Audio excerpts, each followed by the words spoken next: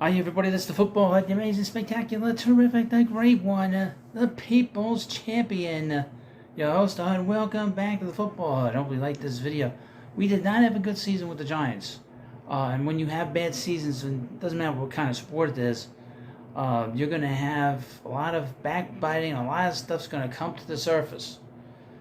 Especially if there's a problem with a coach and an assistant coach.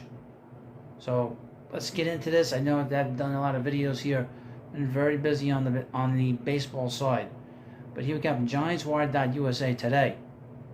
Headline: Giants Brian Daboll has no composure. Assistants warned to stay away. In the aftermath of defensive coordinator Wink Martindale parting ways with the New York Giants, several reports have surfaced suggesting that head coach Brian Daboll is erratic and irrational and regularly dressed down his assistants in a personal fashion. Those reports continued on Monday with Pat Leonard of the New York Daily News peeling back the curtain on the Giants' internal strife even further.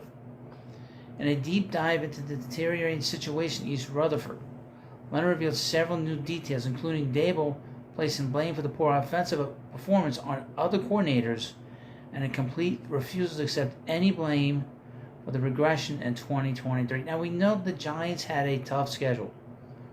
When they put the schedule out last year, we all knew it was going to be a mess. That it was a very hard schedule. But if this is true, that the coaches is pointing blame at others, it's not a sense of leadership. Leonard reveals that Daboll repeatedly took over play calling, often losing his temper with coordinators for doing what he asked, all while deflecting any responsibility. In Week 11, Daboll slammed Martindale for allowing the Washington Commanders to remain in the game despite their solid performance. It was a repeat offense for Daboll. Quote, Wink Martindale's defense had forced 4 turnovers. Thomas McHahey, special teams until had forced another, and Mike Kafka's offense, with Tommy DeVito at quarterback, had scored 2 of its 3 touchdowns on short fields off those takeaways. But now Washington's offense was driving, aided by a Kayvon Thibodeau roughing the passer penalty outside the red zone. And that's when Brian Daboll started playing the blame game on Martindale and the defensive stuff. You're going to lose this game just like you lost us the Jets game. Oh boy. Daboll griped on the headset, according to numerous sources in the building. Well, you don't do that. You don't bring up other games during a game. That is not good. Daboll was blaming the defense for the Giants' infamous 13-10 overtime loss to the Jets on October 29th, in which the offense had thrown for negative 9 yards, and Daboll's late game mismanagement had opened the door to a full-scale team-wide meltdown. Boy, oh boy. Daboll is never short on criticism, but apparently he's always short on solutions. That's the trademark of an underperformer. Quote, Daboll's sideline behavior was destructive in many coaches' opinions. His input was never proactive, always reactionary, and his outrage was rarely accompanied by a suggested solution. He has no composure.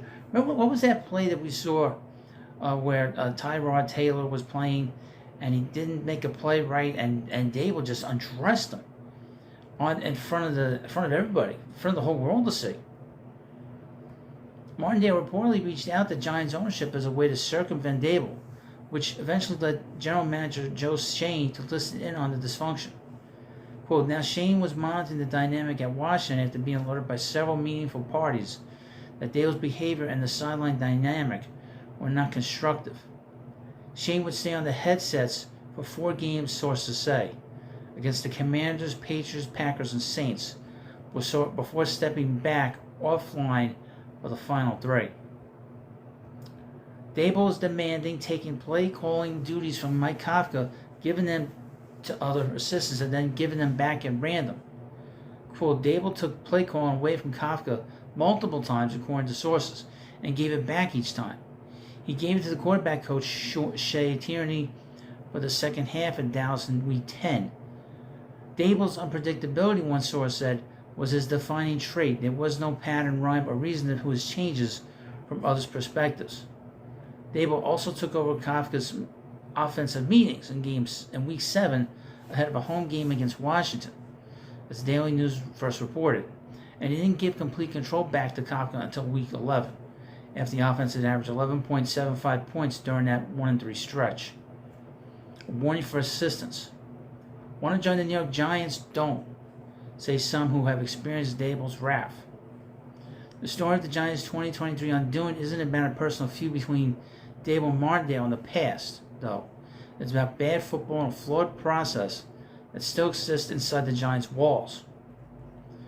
It's about an organization with enough problems that one Giants staffer recently advised an NFL assistant calling about a vacancy. Quote, do not come here. Wow.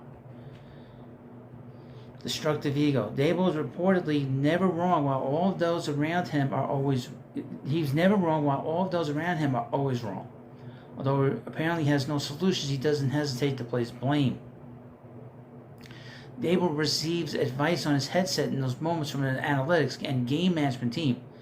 But one source called that collaboration a broken process, saying it's not thorough or advanced. And regardless of what is discussed during the week, his game day decisions become up for grabs and pulse calls without guardrails. Quote, it's like, wait, what did we have that meeting for, the source said. There's a lot of inconsistency or doing the direct opposite of what we had talked about. The rest of the league is too far ahead, and you see it affecting the results of the games. Was this a problem last year, too? Was it a problem the first year? Scripted show. When Daboll gave Martindale a game ball following a Week 12 victory over the New England Patriots, it seemed staged and dishonest, and that's because it was. No one viewed Daboll giving Martindale the game ball after that 10-7 win over the Patriots as genuine. It was seen as a transparent staged public relations move. The players, however, did not mutiny. Daboll had cultivated support in the locker room. Players stood by him publicly. One player said Daboll's 2022 playoff berth and win still carried weight during this downtime. Players also responded to a lighter practice schedule from training camp to the team's walkthrough-filled final 3 weeks of the season. Plenty of people in the building, including players, coaches, and executives, said Daboll brought meaningful capital with last year's success. But now the pressure should turn up in year 3 because of how badly year 2 went. Oh boy, yeah. I mean, this is rough. But this is the kind of stuff you see when teams don't play well. The Giants had a rough schedule going right into the season. A lot of people said they were going to lose 5 or 6 games. And, I mean, clearly Daboll couldn't handle the pressure. He was very grumpy. And you see it now. I mean, if this is all true, he's come across as very, very grumpy. And can't handle. I don't know how he's going to be long term. There's a lot of pressure here. A lot of pressure playing.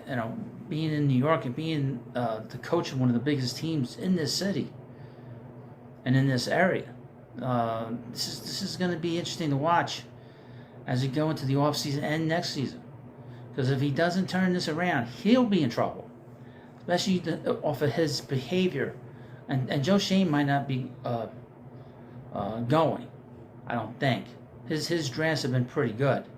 Although this past year was kind of rough because they had some injuries to the center but you let me know what you think about this video. Please hit the subscribe button for the Football Hut. I'm going to get videos up and running more regularly.